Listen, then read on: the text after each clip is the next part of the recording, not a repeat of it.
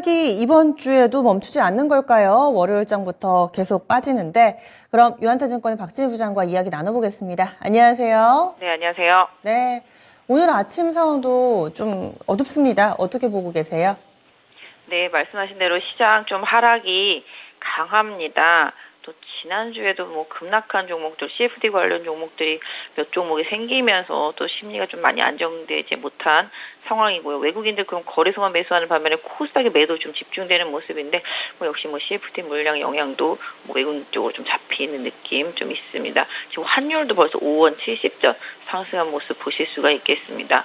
이번 주도 미국의 부채 한도 협상이 이제 6월달 중순 이전에는 좀 뭔가 답이 나와야 되는데 계속 좀 불안한 마음을 가지고 가게 만드는 것 같고요. 이번 주에도 G7 재무장관 회담이라든지 정상회담 이런 부분들 좀 이어지는 부분들도 시장 지켜보려고 하는 것 같습니다. 그러다 보니까 지금 친환경 신재생과 관련된 종목들, 태양광 풍력 관련주들이 강세 보여주고 있는 모습 보실 수가 있겠습니다. 수도도 마찬가지가 되겠고요.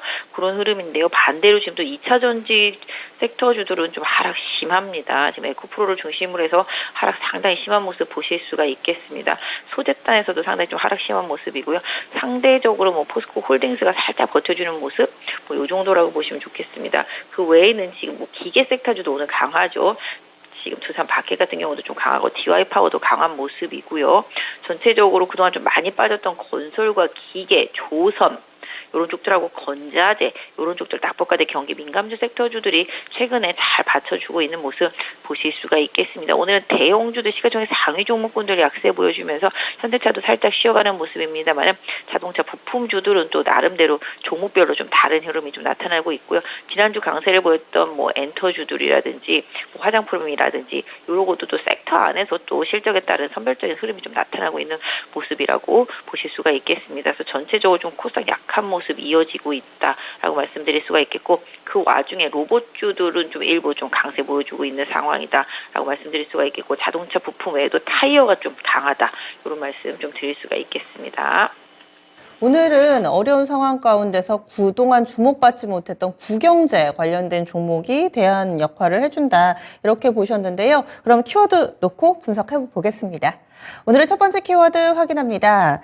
약한 장세 속 강한 종목군 가운데서 골라주셨는데 지난주에 강세 섹터 대표적으로 로봇, 엔터, 화장품, 자동차 부품 이와 관련된 몇몇 종목군들이 선별적으로 강세 흐름을 보여주고 있다. 연속성이라고 판단을 해야 될까요? 어떻게 보시나요?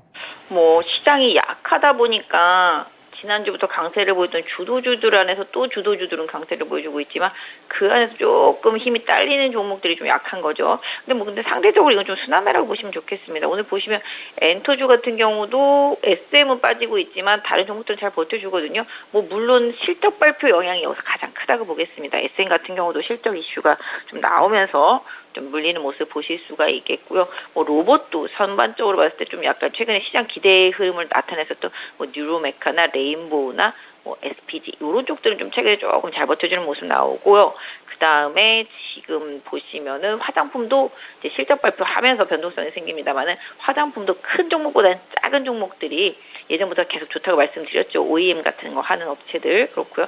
지금 코스맥스라든지 코스메크 코리아라든지 이런 식으로 일부 종목들 쪽으로 조금 한정되고 있다.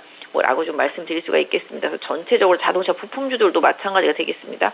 계속 강세 보이는 종목들이 좀 쉬는 동안에 또 덜 올랐던 종목들이 또 올라오기도 하고 지난주에 강세 보이는 종목이 살짝 눌린 부분이 있지만 그래도 주도주 역할을 해준다라고 말씀드릴 수가 있겠습니다. 그래서 타이어들도 실적이 좀 되니까 지금 올라오죠. 금호타이어, 한국타이어 다 실적이 되다 보니까 지금 올라오고 있습니다. 결론적으로는 지난주 말까지 발표된 실적에 따라서 그 실적에 따른 그 섹터 안에서도 또 선별된 또 슬림화 이런 부분들이 좀 이어지고 있다고 보실 수가 있겠는데요. 개인적으로 봤을 때는 지금 자동차 부품주들은 좀 조정을 확실히 좀 기회로 삼아보시는 전략, 타이어도 좀 마찬가지가 되겠고요. 엔터도 또 엔터 안에서 선별된 흐름, 최근에 많이 오르긴 했죠, YG엔터. 그래도 이런 것들 좀 눌림목을 계속 노려볼 필요가 있겠고, 화장품도 그 안에서 또 실적 바닥을 친 종목들로 좀 선별될 필요가 있겠습니다. 그래서 실질적으로 지난주에 실적 발표하면서 급락한 종목들도 어떤 면에서 보면 관심이 필요하겠습니다만은 견조하게 잘 방어하고 살짝 눌림목 나오는 종목들도 관심을 갖고 좀 보셔야 되겠다 말씀드리겠는데요. 방금 아까만 말씀드렸던 대로 시장이 좀 실적 이슈에 조금 후한 점수를 주고 그쪽으로만 좀 쏠림 현상이 좀 나타나고 있는 상황인데요. 시장이 원체 안 좋다 보니까 더 그 종목들이 부각될 수 있겠습니다만은 또 시장이 좀 개선되면 또 상대적으로 좀 낙폭이 큰 종목들도 반등이 좀 나올 수가 있으니까 그 섹터 안에서 후발주들도 좀 계속 챙겨내면 봐야 될 것 같습니다. 네. 다음 두 번째 키워드 넘어가겠습니다. 신재생 그리고 기계 섹터의 강세. 이쪽이 오랜 기간 동안 좀 소외됐던 종목군인데요. 물론 기계는 꾸준히 잘 가고 있었는데 태양광, 풍력 이쪽이 반갑습니다. 오늘 강세 배경 어떤 쪽 보고 계시나요? 뭐 계속 이슈 나오는 뉴스들도 좀 영향을 줬고요. 뭐 IRA법과 관련된 부분도 있겠고, 또 이건 또 G7 재무장관 회담 뭐 이런 부분들도 좀 영향을 주고 있고요. 전체적으로 미국발 이슈들이 좀 영향을 받고 있습니다. 특히 뭐 이쪽은 뭐 아시다시피 경기가 안 좋아지고 침체가 일어나면은 계속 인프라 투자를 하면서 경기 부양을 하려고 하는 수요들이 있는 쪽들입니다. 그래서 풍력도 그렇고 태양광도 그렇고 오늘 수소 쪽도 그렇고요.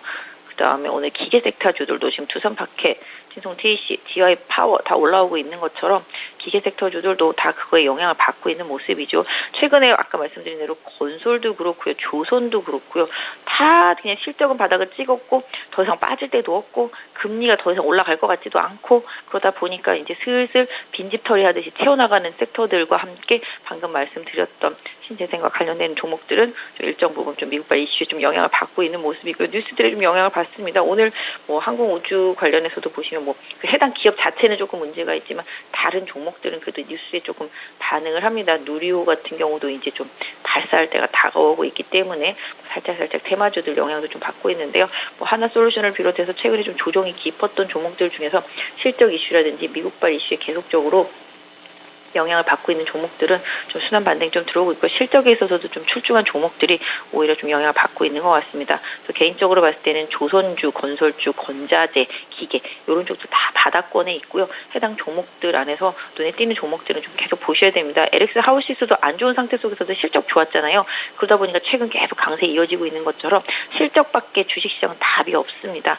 실적 대비해서 시장에서 좀 소외되었던 종목들한테 슬슬 좀 눈길이 가고 있고 아니면 더 이상 실적이 더 이상 바닥을 치지 않을 상황인 종목들한테 사실 좀 눈길이 가고 있다라고 좀 봐주시면 좋겠고요. 이런 종목들 계속 선별 투자 필요하겠습니다.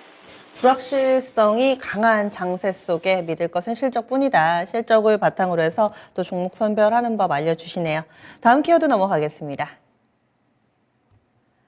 2차전지 대형주의 약세입니다. 뭐 셀업체들도 그렇지만은 지금 에코프로 BM이 4% 정도까지 밀립니다. 지난주 마지막 거래일에 약간은 좀 이제 하락이 멈추나 반등까지는 아니더라도 이런 흐름을 기대하셨던 분들 많으실 텐데 오늘장 에코프로 BM 계속 빠지고 있고요. 뭐 코스모 신소재나 이런 종목도 5% 정도의 약세권 내 흐름 띄고 있습니다. 2차전지주들 쉬어가는 움직임이 좀 길어질까요? 지난번에도 말씀드렸다시피 과한 기대로 강하게 올랐던 부분들은 분명히 실적 발표와 함께 지금 제자리를 일정 부분 찾아가고 있습니다. 지난번에 말씀드린 대로 실적과 주가의 괴리는 당연히 좁혀져야 되는 상황이라고 보고 있습니다. 또한 역시 또 일부 종목들 같은 경우는 뭐 좀 개인 투자자분들이 많이 몰려 있었던 그런 상황이기도 하죠. 그러다 보니까 뭐 계속적으로 좀 차익실현 매물들이 좀 나오고 있고 뭐 중국에서 나오는 여러 가지 뉴스들 중국에서 뭐 새로운 배터리만 이제 개발하는 소재들 얘기도 나오잖아요. 최근에 뭐 이제 나트륨으로 만든 이제 배터리 이런 부분들이 이제 뭐 상용화가 뭐 거의 다가왔다. 이렇게 되면 리튬 필요 없어질 수도 있습니다. 그래서 항상 소재주들은 조심해야 됩니다.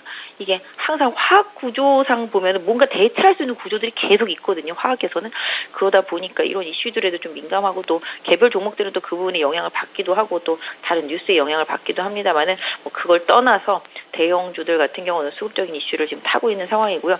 에코프로 같은 경우도 상대적으로 좀 많이 올랐던 만큼 조정이 길어지고 있습니다. 뭐 가격적으로만 놓고 본다라면 지금 60선이 위치해 있는 부분이 50만 원 정도 살짝 아래권이라고 볼 수 있겠는데요. 그 정도에서는 좀 기술적 반등이 좀 가능해 보이고 있습니다만은 실질적으로 지난번에 말씀드린 대로 요거 말고 다른 것도 살 게 많아지다 보니까 요거를 굳이 더 비싸게 살 이유가 없다라는 시장의 수급이라고 보시면 좋겠습니다.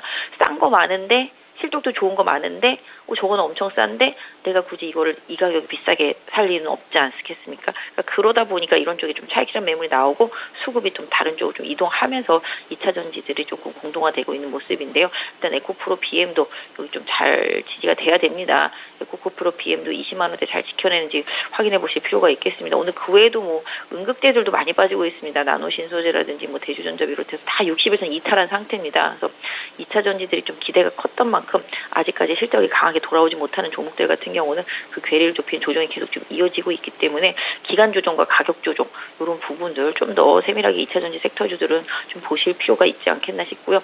전체적으로 좀 시장의 대장주가 살아나야 밑에 있는 2차 전지 종목들도 좀 올라올 수 있기 때문에 시장에서 대장주 역할을 해주던 뭐 포스코 퓨처엠이라든지 에코프로라든지 에코프로 BM이라든지 이런 종목들의 수급 개선이라든지 살아나는 현상 이런 게 나왔을 때 그 밑에 있는 다른 종목들을 하신다라는 생각으로 신규 접근하시는 분들은 좀 보시는 게 좋겠고 기존에 가지고 계셨던 분들은 계속 예전부터 비중 좀 줄이시란 말씀 계속 드렸고 조정에 대비하시란 말씀 계속 드려왔던 것처럼 아직까지는 좀 뭔가 추가적인 하락의 가능성이 조금 더 있지만 또 그렇다고 지금 손절을 못했다라고 뭐 쫓아가면서 손절을 하는 것도 사실은 지금 조금 애매하다. 그래서 향후에 좀 기술적인 반등을 활용해서 좀 나중에 좀 비중을 좀 조절하는 전략을 쓰기 위한 시간을 조금 투자하셔야 되지 않을까라고 생각을 하고 있습니다.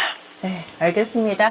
해주신 말씀 한 번 더 곱씹어 보면서 신중하게 대응 전략 세워봐야겠습니다. 오늘 말씀 고맙습니다. 네, 감사합니다. 네, 지금까지 유한타증권의 박진희 부장이었습니다.